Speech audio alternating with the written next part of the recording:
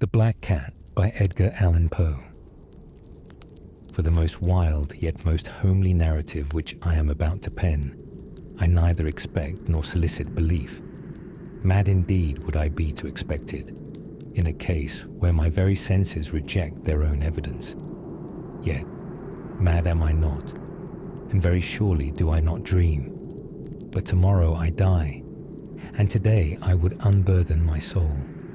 My immediate purpose is to place before the world, plainly, succinctly, and without comment, a series of mere household events. In their consequences, these events have terrified, have tortured, have destroyed me. Yet I will not attempt to expound them. To me, they have presented little but horror. To many they will seem less terrible than baroques. Hereafter, perhaps, some intellect may be found which will reduce my phantasm to the commonplace. Some intellect more calm, more logical, and far less excitable than my own, which will perceive, in the circumstances I detail with awe, nothing more than an ordinary succession of very natural causes and effects. From my infancy, I was noted for the docility and humanity of my disposition. My tenderness of heart was even so conspicuous as to make me the jest of my companions. I was especially fond of animals, and was indulged by my parents with a great variety of pets. With these I spent most of my time, and never was so happy as when feeding and caressing them. This peculiarity of character grew with my growth, and in my manhood I derived from it one of my principal sources of pleasure. To those who have cherished an affection for a faithful and sagacious dog, I need hardly be at the trouble of explaining the nature or the intensity of the gratification thus derivable. There is something in the unselfish and self-sacrificing love of a brute which goes directly to the heart of him who has had frequent occasion to test the paltry friendship and gossamer fidelity of mere man. I married early, and was happy to find in my wife a disposition not uncongenial with my own. Observing my partiality for domestic pets, she lost no opportunity of procuring those of the most agreeable kind. We had birds, goldfish, a fine dog, rabbits, a small monkey, and a cat. This latter was a remarkably large and beautiful animal, entirely black, and sagacious to an astonishing degree.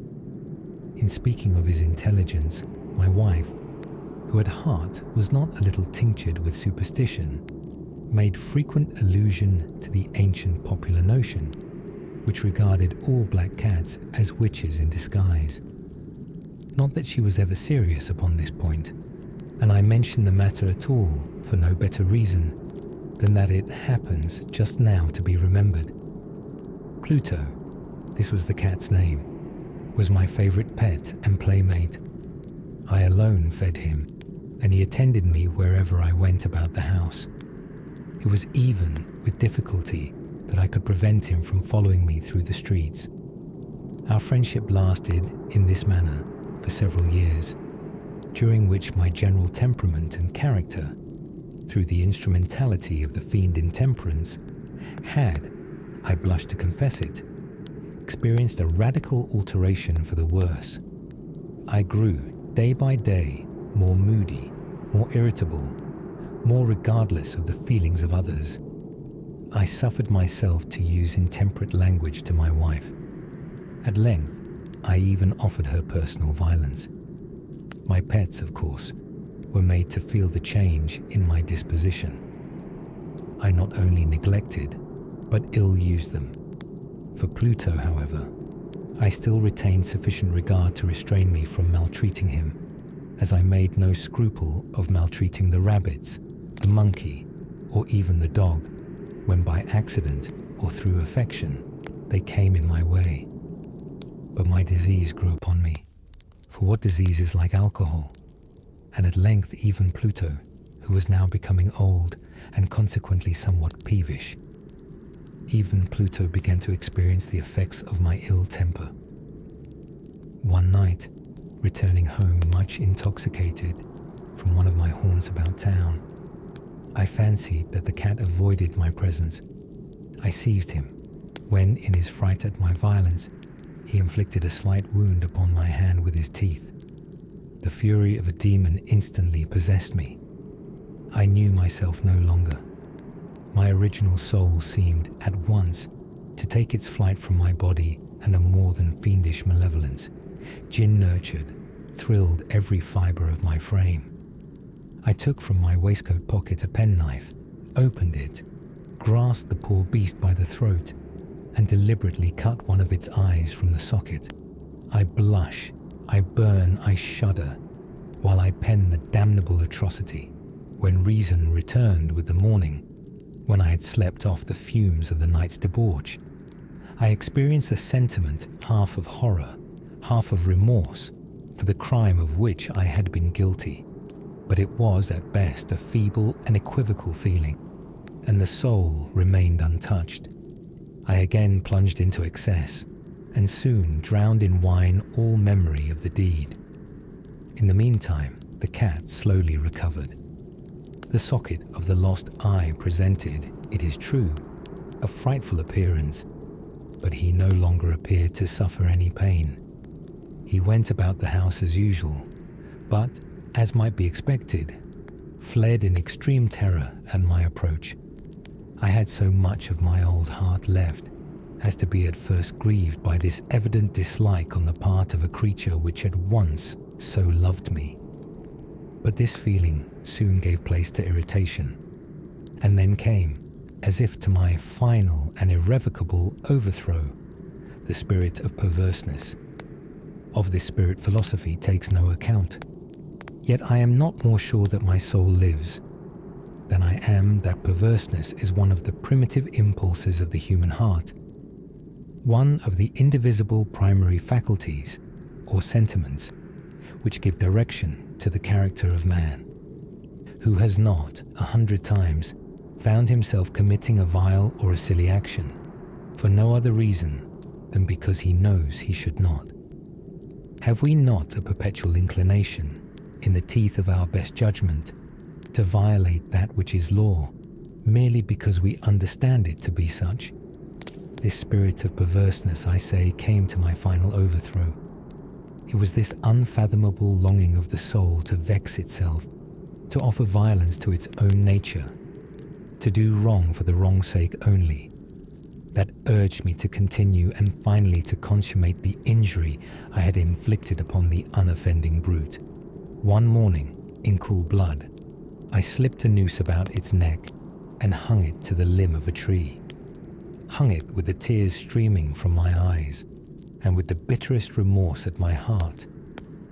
Hung it because I knew that it had loved me, and because I felt it had given me no reason of offense. Hung it because I knew that in so doing I was committing a sin, a deadly sin that would so jeopardize my immortal soul as to place it, if such a thing were possible, even beyond the reach of the infinite mercy of the most merciful and most terrible God. On the night of the day on which this cruel deed was done, I was aroused from sleep by the cry of fire. The curtains of my bed were in flames. The whole house was blazing. It was with great difficulty that my wife, a servant, and myself made our escape from the conflagration. The destruction was complete.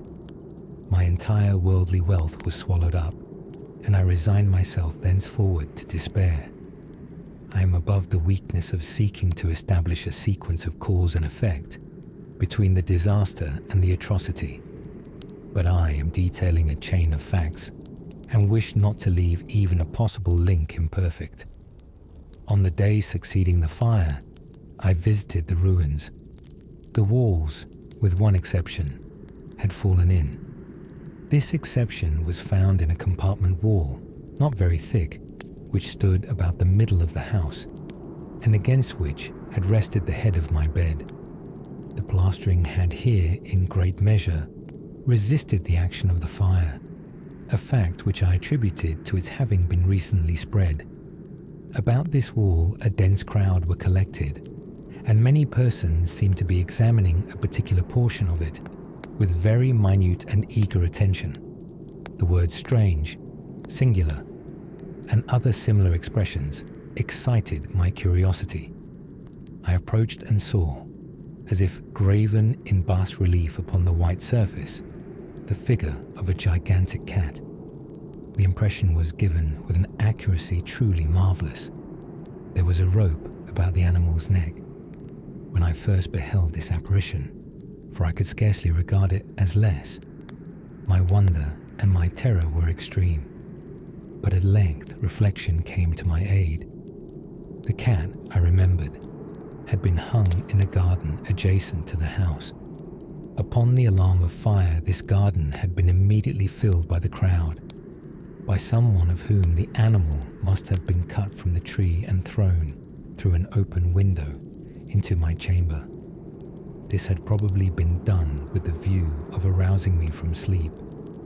The falling of other walls had compressed the victim of my cruelty into the substance of the freshly spread plaster, the lime of which, with the flames and the ammonia from the carcass, had then accomplished the portraiture as I saw it. Although I thus readily accounted to my reason, if not altogether to my conscience, for the startling fact just detailed, it did not the less fail to make a deep impression upon my fancy. For months I could not rid myself of the phantasm of the cat, and during this period there came back into my spirit a half sentiment that seemed, but was not, remorse. I went so far as to regret the loss of the animal, and to look about me among the vile haunts which I now habitually frequented, for another pet of the same species and of somewhat similar appearance with which to supply its place. One night as I sat, half stupefied, in a den of more than infamy, my attention was suddenly drawn to some black object reposing upon the head of one of the immense hogsheads of gin or of rum, which constituted the chief furniture of the apartment. I had been looking steadily at the top of this hogshead for some minutes, and what now caused me surprise was the fact that I had not sooner perceived the object thereupon. I approached it and touched it with my hand. It was a black cat, a very large one, fully as large as Pluto, and closely resembling him in every respect but one. Pluto had not a white hair upon any portion of his body, but this cat had a large, although indefinite splotch of white, covering nearly the whole region of the breast. Upon my touching him, he immediately arose, purred loudly, rubbed against my hand, and appeared delighted with my notice. This, then, was the very creature of which I was in search. I at once offered to purchase it of the landlord, but this person made no claim to it, knew nothing of it, had never seen it before. I continued my caresses, and when I prepared to go home, the animal evinced a disposition to accompany me. I permitted it to do so, occasionally stooping and patting it as I proceeded. When it reached the house, it domesticated itself at once and became immediately a great favorite with my wife. For my own part, I soon found a dislike to it arising within me. This was just the reverse of what I had anticipated, but I know not how or why it was. Its evident fondness for myself rather disgusted and annoyed. By slow degrees, these feelings of disgust and annoyance rose into the bitterness of hatred. I avoided the creature, a certain sense of shame, and the remembrance of my former deed of cruelty, preventing me from physically abusing it. I did not for some weeks strike or otherwise violently ill-use it, but gradually, very gradually, I came to look upon it with unutterable loathing, and to flee silently from its odious presence, as from the breath of a pestilence. What added, no doubt, to my hatred of the beast was the discovery, on the morning after I brought it home, that like Pluto, it also had been deprived of one of its eyes. This circumstance, however, only endeared it to my wife, who, as I have already said, possessed, in a high degree, that humanity of feeling which had once been my distinguishing trait, and the source of many of my simplest and purest pleasures. With my aversion to this cat, however, its partiality for myself seemed to increase. It followed my footsteps with a pertinacity which it would be difficult to make the reader comprehend. Whenever I sat, it would crouch beneath my chair or spring upon my knees, covering me with its loathsome caresses. If I arose to walk, it would get between my feet and thus nearly throw me down, or fastening its long and sharp claws in my dress, clamber in this manner to my breast. At such times, although I longed to destroy it with a blow, I was yet withheld from so doing, partly by a memory of my former crime, but chiefly, let me confess it at once, by absolute dread of the beast. This dread was not exactly a dread of physical evil, and yet I should be at a loss how otherwise to define it. I am almost ashamed to own, yes, even in this felon's cell, I am almost ashamed to own, that the terror and horror with which the animal inspired me had been heightened by one of the merest chimeras it would be possible to conceive. My wife had called my attention, more than once, to the character of the mark of white hair, of which I have spoken, and which constituted the sole visible difference between the strange beast and the one I had destroyed. The reader will remember that this mark, although large, had been originally very indefinite, but by slow degrees nearly imperceptible, and which for a long time my reason struggled to reject as fanciful, it had, at length, assumed a rigorous distinctness of outline. It was now the representation of an object that I shudder to name, and for this, above all, I loathed and dreaded, and would have rid myself of the monster had I dared. It was now, I say, the image of a hideous, of a ghastly thing, of the gallows. O mournful and terrible engine of horror and of crime, of agony and of death! The second and the third day passed, and still my tormentor came not. Once again I breathed as a freeman. The monster, in terror, had fled the premises forever. I should behold it no more. My happiness was supreme. The guilt of my dark deed disturbed me but little. Some few inquiries had been made, but these had been readily answered. Even a search had been instituted, but of course nothing was to be discovered. I looked upon my future felicity as secured. Upon the fourth day of the assassination, a party of the police came, very unexpectedly, into the house, and proceeded again to make rigorous investigation of the premises. Secure, however, in the inscrutability of my place of concealment, I felt no embarrassment whatever. The officers bade me accompany them in their search. They left no nook or corner unexplored. At length, for the third or fourth time, they descended into the cellar. I quivered not in a muscle. My heart beat calmly, as that of one who slumbers in innocence.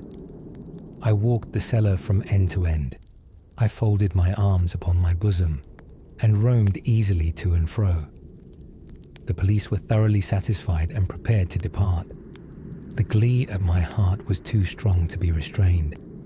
I burned to say if but one word by way of triumph, and to render doubly sure their assurance of my guiltlessness. "Gentlemen," I said at last, as the party ascended the steps, "I delight to have allayed your suspicions. I wish you all health and a little more courtesy. By the by, gentlemen, this is a very well-constructed house." In the rabid desire to say something easily, I scarcely knew what I uttered at all. I may say an excellently well-constructed house. These walls, are you going, gentlemen? These walls are solidly put together. And here, through the mere frenzy of bravado, I rapped heavily, with a cane which I held in my hand, upon that very portion of the brickwork behind which stood the corpse of the wife of my bosom. But may God shield and deliver me from the fangs of the arch-fiend.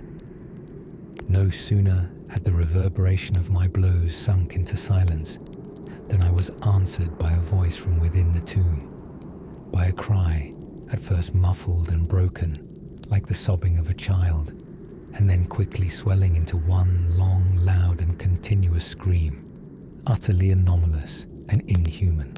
A howl, a wailing shriek, half of horror and half of triumph, such as might have arisen only out of hell, conjointly from the throats of the damned in their agony and of the demons that exult in the damnation. Of my own thoughts it is folly to speak. Swooning, I staggered to the opposite wall. For one instant the party upon the stairs remained motionless through extremity of terror and of awe. In the next, a dozen stout arms were toiling at the wall. It fell bodily. The corpse, already greatly decayed and clotted with gore, stood erect before the eyes of the spectators.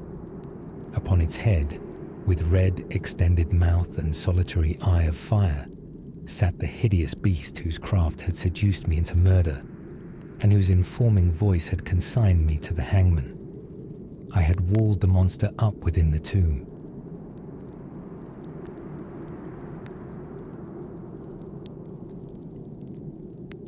The end. We hope you have enjoyed this sleepy Gothic horror classic by Edgar Allan Poe. Like and subscribe for weekly bedtime Gothic horror classics.